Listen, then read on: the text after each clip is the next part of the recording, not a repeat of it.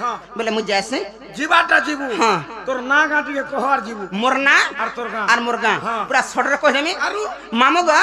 मोरना हला युधिष्ठिर कुदेई टोकल हला मोर घर पोस्ट हला पोआ थाना हला तोरभा जिला हला सोनपुर मोर गुरु हले बैसागु साहू I am going to house no system ताहा है पारिबो नाही सेटा नहीं चले मार साहब तू ना बोलू कांजे गो हां आधार कार्ड टा कहली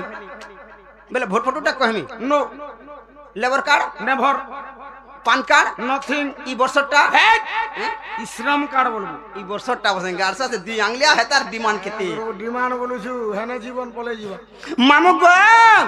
आगो सुन गो मामू कहू चतते मोर नाटा छोट मली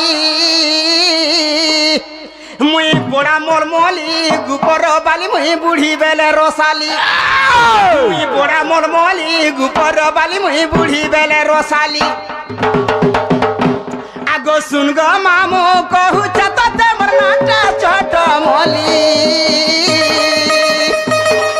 बड़ा मोर मोली गुपर बाली मुई बूढ़ी बेले रोसाली बड़ा मोर मोली गुपर बाली मुई बूढ़ी बेले रोसाली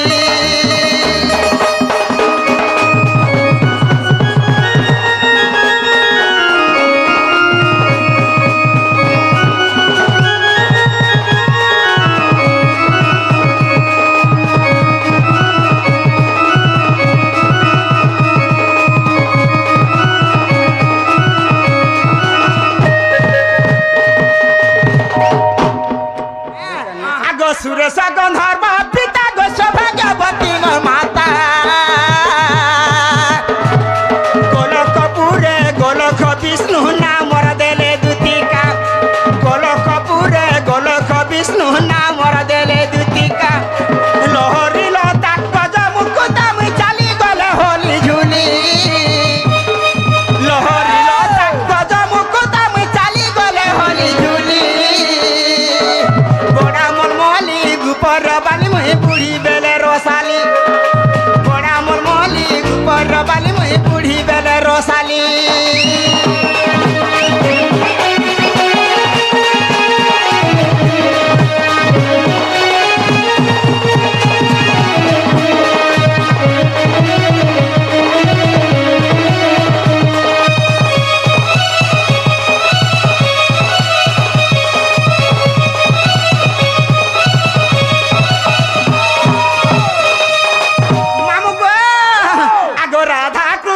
सेवा गो मामू सब दिने करे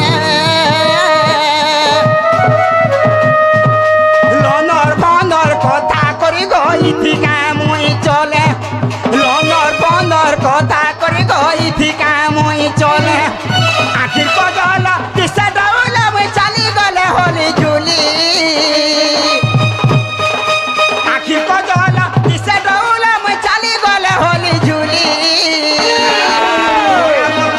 गुपर बाली मुई बूढ़ी बेले रोसाली बड़ा मोर मोली गुपर बाली मुई बूढ़ी बेले रोसाली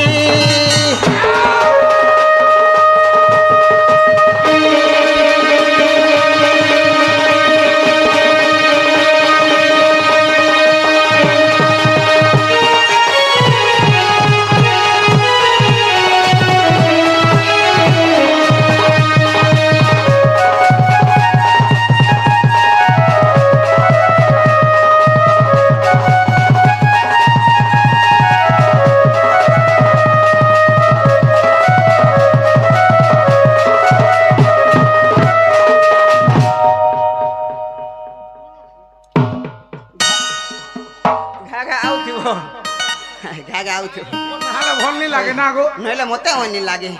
मामू ओ मोर ना हला पिला हला हैं हला गुटे कथाटे पचरामी का कथा